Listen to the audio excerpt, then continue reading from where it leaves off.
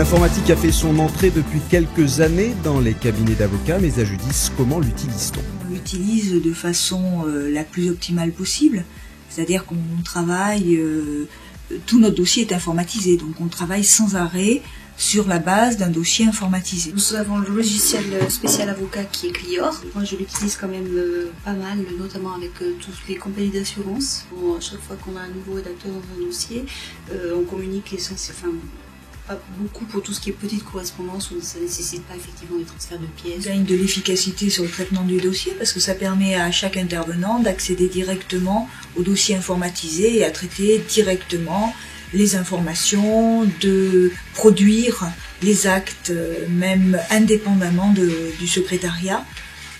Donc effectivement c'est un travail tout à fait facilité avec en plus la possibilité d'accéder à de la documentation informatisée elle-même, directement par le biais de Clior. On peut intégrer directement des informations de la jurisprudence dans les actes que nous préparons. J'ai des collègues qui effectivement encore il y a quelques années en arrière, mais pas si longtemps que ça, étaient encore aux machines à écrire avec des pelures. Là, on est donc bien loin des pelures, mais est-ce que la technologie met définitivement au rencard les méthodes de correspondance traditionnelles? Les lettres restent quand même parce que, mais bon, c'est vrai que petit à petit, on en supprime quand même pas mal. On a complètement abandonné, pratiquement complètement abandonné l'accès papier au bénéfice de l'accès informatique et de l'accès par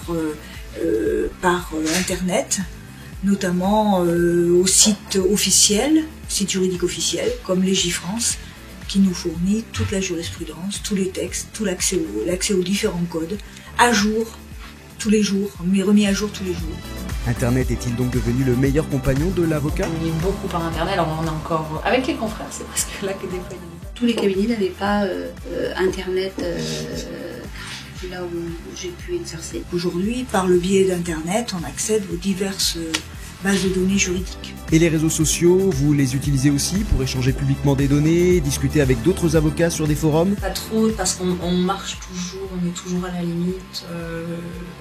On a une image quand même à préserver, avec des règles de déontologie, et donc on doit être extrêmement prudent. Donc un Facebook des avocats est difficilement envisageable? Non, je suis pas sûre que ça soit plus dans l'interprofessionnel.